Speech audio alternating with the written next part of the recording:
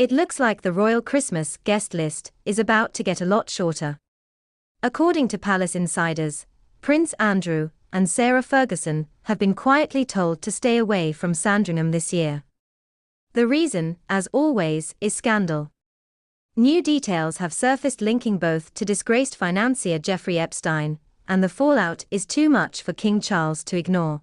This is more than a family snub. It's a signal. The monarchy under Charles is drawing a hard line between duty and disgrace.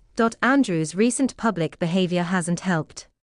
Cameras caught him laughing and chatting at the Duchess of Kent's funeral, seemingly unaware of the solemn mood.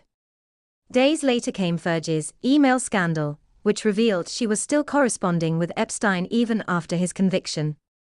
Her charities began to distance themselves, and her public image took another hit. Now, both face exclusion from the royal Christmas gathering at Sandringham.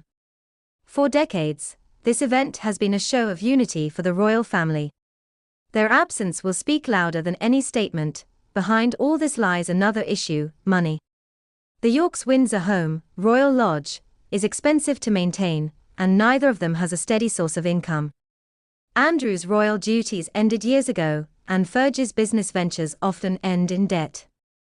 Selling her £4.2 million Belgravia townhouse looks less like luxury and more like survival. The property itself is symbolic.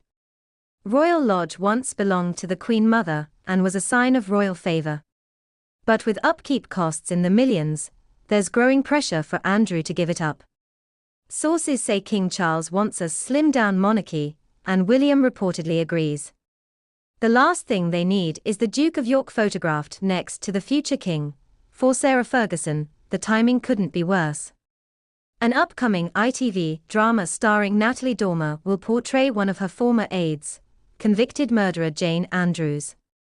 The renewed attention adds another layer of bad press. Charities are pulling back, income is shrinking, and the email scandal makes sponsors nervous. Meanwhile, Andrew remains in royal limbo. Once a celebrated war hero, he's now the family's biggest liability. His disastrous Newsnight interview in 2019 destroyed what was left of his credibility, and every attempt at rehabilitation since has failed. He attends family events, but is carefully kept out of official royal life. Their daughters, Princess Beatrice and Princess Eugenie, are paying the price. Both are popular, modern, and scandal-free, yet their parents' shadow blocks any path back into royal duties.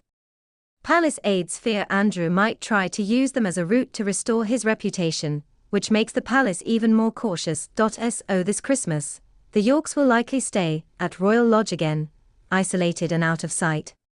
Sandringham will move on without them. It's a clear message.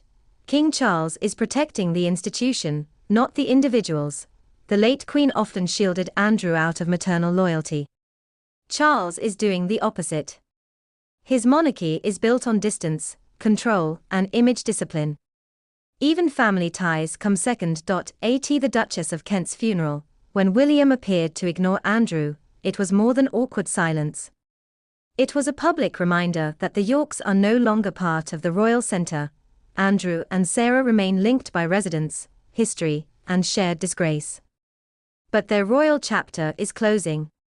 The institution is moving forward, and they are being left behind. Their absence from Sandringham this year won't need explaining.